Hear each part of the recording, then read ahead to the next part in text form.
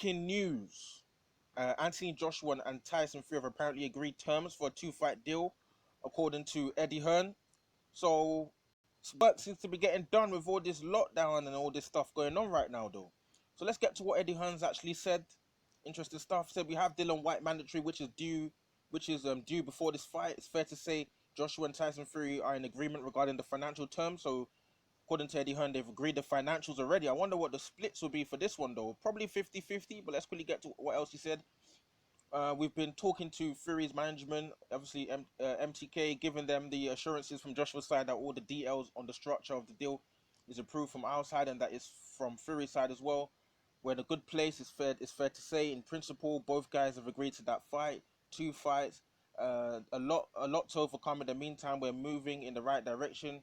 I'm confident that both guys have given their blessing for the fight to go ahead. The point of Fury Joshua and the teams agreeing to the structure of the deal. The first fight could happen in summer 2021, so summer 2021 potential for the Undisputed. There is a big period of time where White should get his shot at the title. That's important to us. The main positive news is that Joshua and Fury have agreed to a 2-fight deal in essence. The most difficult part of any deal is the financial element. I believe we're in a great place where both guys have agreed to what it should be. We have not signed contracts, but still things are to be worked out. We're pushing towards a place where they can be drafted for 2021. Both guys are in agreement. The structure of the deal has been put forward and agreed to by both parties. There's a model in place that both parties are happy with. It's the biggest fight ever in British boxing. It doesn't get bigger, and there will never be a bigger fight in our generation. 2 guys, very different, who fight differently, have experienced different things, have come back from adversity. So those are all the words of Eddie Hearn. So interesting. Undisputed for summer 2021. You know, obviously everyone wants Undisputed. I want to see Undisputed. All the fans want to see Undisputed. Most other YouTube channels, YouTubers as well, media, guys in boxing media, everybody wants to see Undisputed, whether it's AJ Deontay, AJ Fury, I don't care. I want to see someone we can crown and say this is the Undisputed heavyweight champion of the world with all the belts, WBC, WBA, and all the ABC accolades of all the titles and that. So, is this fight, are we really going to get Anthony Joshua versus Tyson Fury? Because obviously at the Mo, AJ's got his belts, Fury's got the Ring Magazine and the WBC, but there's a lot of time from now till summer 2021. There's a lot of fights happening in between. AJ still got a dispatch of Kubrat Pulev. That's no heavyweight boxing. There's no foregone conclusion. Tyson Fury still has the dispatch of Deontay Wilder in the trilogy. That is definitely not a foregone conclusion in my book. A resurgent Deontay Wilder, not a foregone conclusion, And most especially Tyson Fury, even if he does beat Deontay Wilder, he's still got to take on Dillian Whyte. Dillian Whyte will finally get his title shot potentially in February 2021, I believe. So there's a few roadblocks. So they can agree to a deal, but that deal could be sparked into oblivion by either Kubrat Pulev, Deontay Wilder, or Dillian Whyte. So obviously they want to set the stone just in case everything goes through as they plan it for it to go through. But don't get too happy, fans. Don't get too happy, guys out there, because anything can happen. Look at Andy Ruiz. Anything can happen. Dillian Whyte could beat Tyson Fury. I believe Dillian Whyte could be a rough fight for Tyson Fury stylistically. Dillian Whyte can be a very rough guy. He will bring it to Tyson Fury. So obviously Tyson Fury will be favourite against Dillian Whyte, but stylistically, I think Dillian Whyte can cause Tyson Fury some problems. Because mano a mano, I think Dillian Whyte could definitely cause Tyson Fury some problems, going to the body, taking. He's not Deontay Wilder that is gonna buckle under the pressure. Not to say Deontay Wilder buckles under pressure, but I would say Dillian Whyte he's made of steel basically. He's wait for his title shot for a long time. WBC is getting a run around, and you think he's gonna come here and allow Tyson Fury to outbox him to 12 round decision without a war? Big mistake. So we have to look out and see what Dillian Whyte does potentially against Tyson Fury. If Tyson Fury goes on to defeat Deontay Wilder. And speaking of Deontay Wilder, there's no guarantee that, Tyson Fury's just going to go in there and steamroll Deontay Wilder. At the end of the day, Deontay Wilder's still got the power to knock out any man. We've seen it. He can flash knockdowns at any time, any place. Like Tyson Fury likes to say, anytime, any place, Deontay Wilder can knock a guy out. All of a sudden, you see them sparked out on the canvas. So even Tyson Fury himself, in a previous interview, I think he did it with BT, I think, or Sky. I think it was on Instagram or something. He even said before that he's not taking his eye off the ball in terms of the trilogy with Deontay Wilder. Because he said if Deontay Wilder sparks him out, all this talk about AJ, no one's going to be talking about that. Everyone's going to go back to talking about Anthony Joshua versus Deontay Wilder again. So, and speaking of Anthony Joshua, he's still got to deal with Kubrat Pulev. And recently Joshua came out, I think he's got a knee injury or something. I don't know. Apparently it was a precaution. Saw him with a bit of strapping or something around his leg, you know. So he's got a little niggle in his knee. But in terms of Kubrat Pulev, I suspect most people believe that Kubrat Pulev will get beat. Like eventually Joshua will get to him. But it is heavyweight boxing. Anything can happen.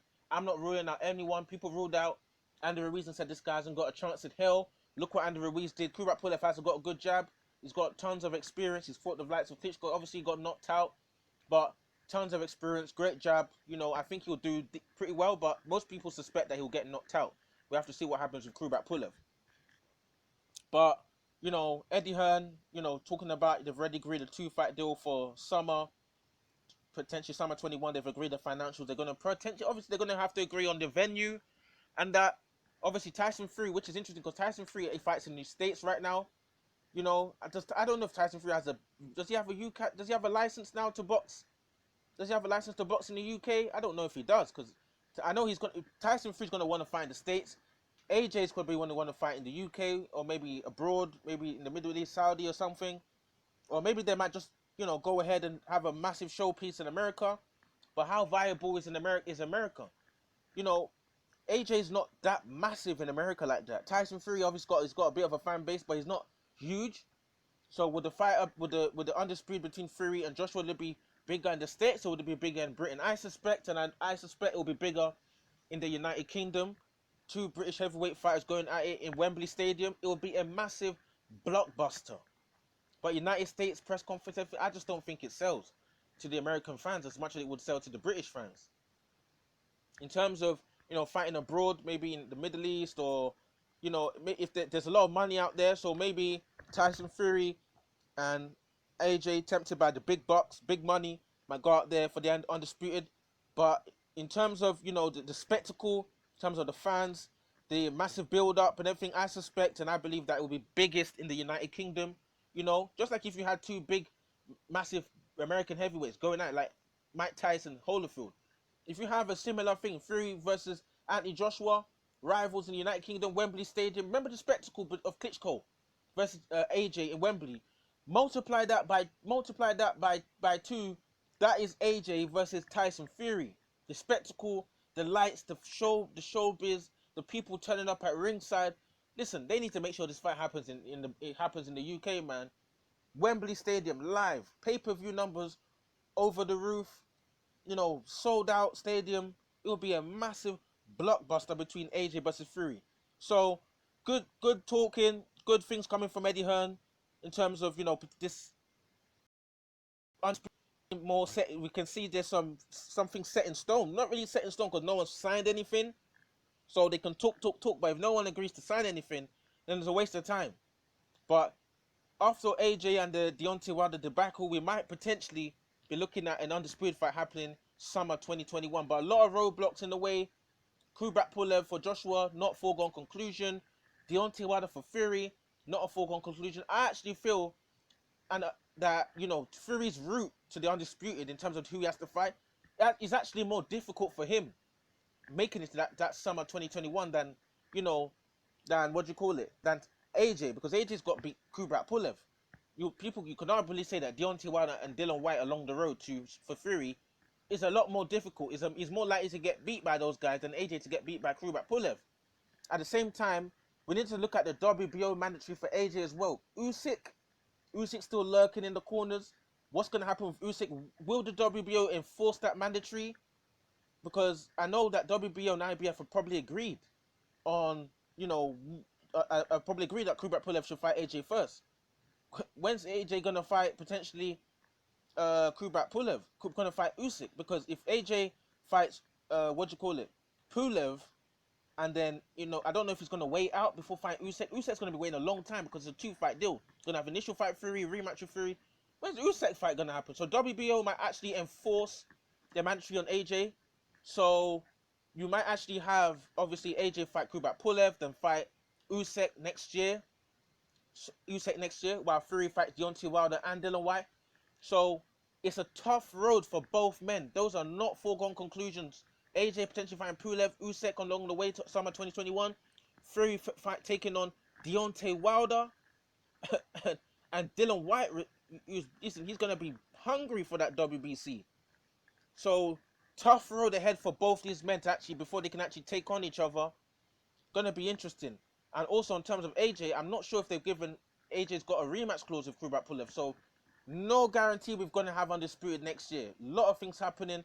Drop your comments in the comment section below. What do you think about AJ versus Fury having a punch, according to Eddie Hearn, been agreed for a 2-fight deal, potentially in the summer 2021?